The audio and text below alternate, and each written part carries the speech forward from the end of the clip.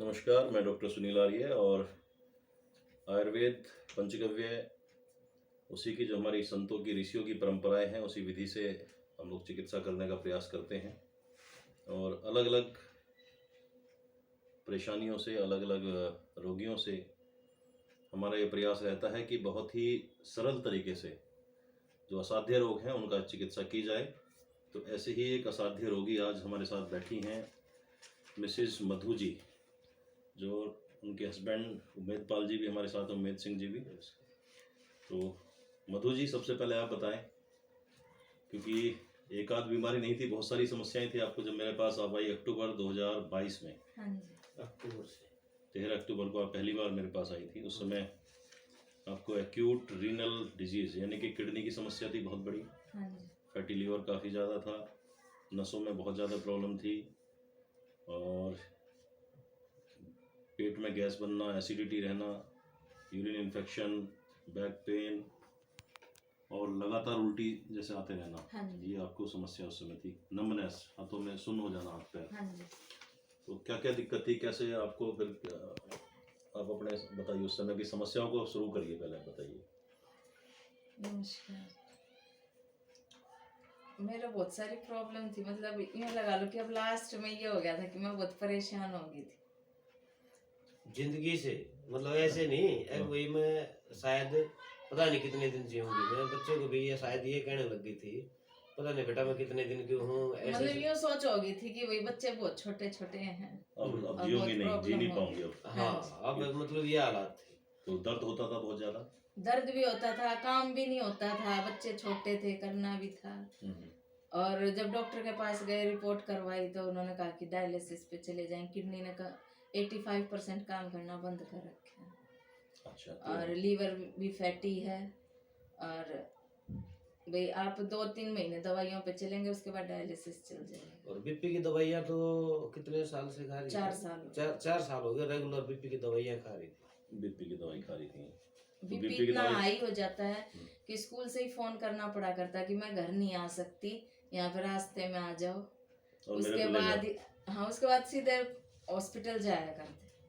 Hospital में admit हो जाना पड़ता था बार बार। हाँ जी। हॉस्पिटल में वो इंजेक्शन लगाए तुरंत वगैरह जो भी करना है उन्होंने 2-2.5 हजार रुपए का वो। कंडीशन इतनी खराब हो जाया करती, घर आया नहीं जाता, मतलब स्कूल से घर वॉमिटिंग नहीं आ हो पाते। जाती थी, सिर में दर्द हो जाता था। जी।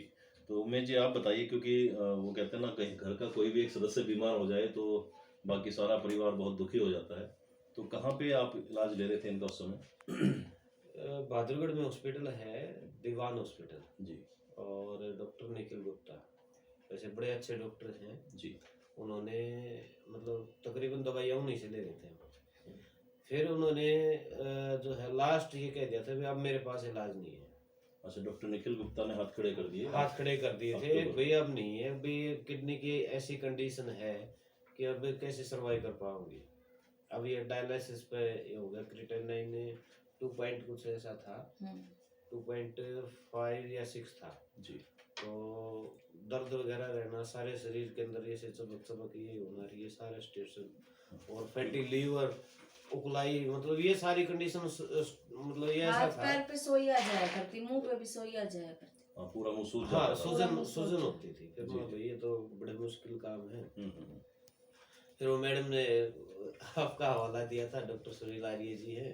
आप अच्छा, उनसे क्या नाम है मिलिए। मैडम का उनका? वो प्रिंसिपल हैं हमारे स्कूल में, शीला देवी। अच्छा, शीला देवी जी। शीला हाँ, देवी। जो जोंती जोंटी से जोंटी राइट, गाँव से। राइट।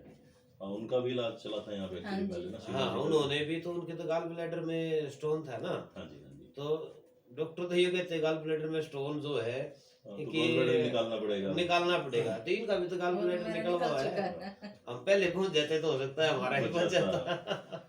तो उस स्थिति में थी और डॉक्टर ने कह दिया कि डायलिसिस पे जाना पड़ेगा, फैटी लीवर भी बहुत ज़्यादा हो गया है। तो सूजन भी आ जाती थी, आप बता रहे पूरे हाथों पैरों में। तो लगभग अब ये समझिए कि 5 महीने हुए लगभग हमारे पास। 5 महीने बाद आज आपकी रिपोर्ट लगभग नॉर्मल आ चुकी है सारी। क्रिएटिनिन लेवल बिल्कुल नॉर्मल 1.4 के आसपास आ गया है।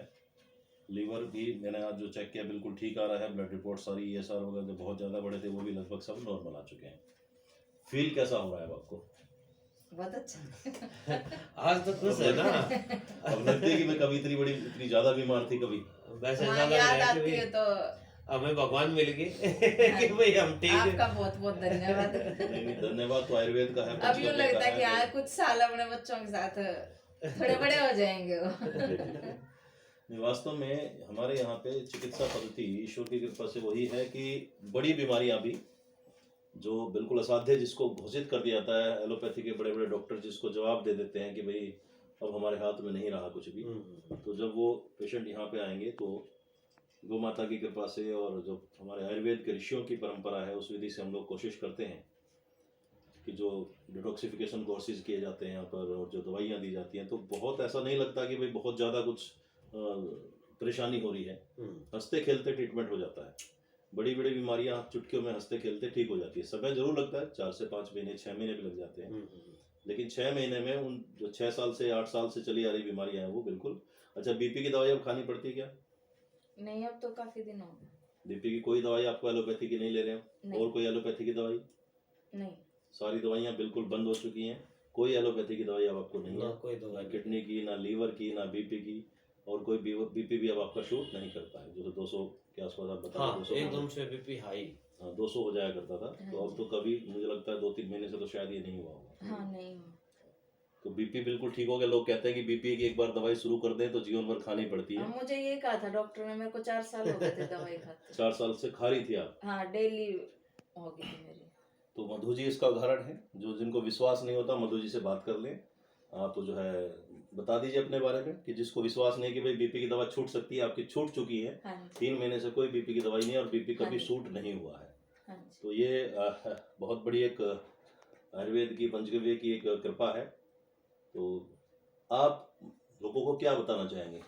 पंचगव्य आयुर्वेद की चिकित्सा करानी चाहिए कि नहीं करानी चाहिए? करानी चाहिए। तो बिल्कुल करवानी चाहिए, क्योंकि विश्वास नहीं कर रहे ना लोग। एकदम से क्या हो रहा है कि जल्दी ट्रीटमेंट ले लो और ठीक हो जाओ जी, लेकिन टाइम लगता है इस चीज में। हाँ। ठीक है, और टाइम भी बहुत जाने 4 से 5 और महीने 4 का से समय। 5 महीने में पूरी लाइफ, इतनी लाइफ की वो चीज ठीक हो जाती है जिसको डॉक्टर कहते हैं ठीक नहीं हो सकती। तो कोई लंबा टाइम भी नहीं है। कोर्सेज इतने कड़वे कड़वे थे, मैं कहती मुझे नहीं लिया जाएगा। तो दोनों बच्चे ऐसे पास में बैठ जाएंगे, मैं मम्मी हमारे लिए ले लो, मम्मी बीमारी से हमारे कड़वा लिए कुछ ले नहीं लो। है। बीमारी सबसे कड़वी है। हाँ, देखिए, अगर बीमारी ठीक करनी है तो कड़वी दवा पीनी पड़ेगी। पीनी हम यही बोलते हैं सबको कि भैया या तो 2-4 महीने का इलाज करा लो या पूरा जीवन आप परेशान रहना। पूरा जीवन।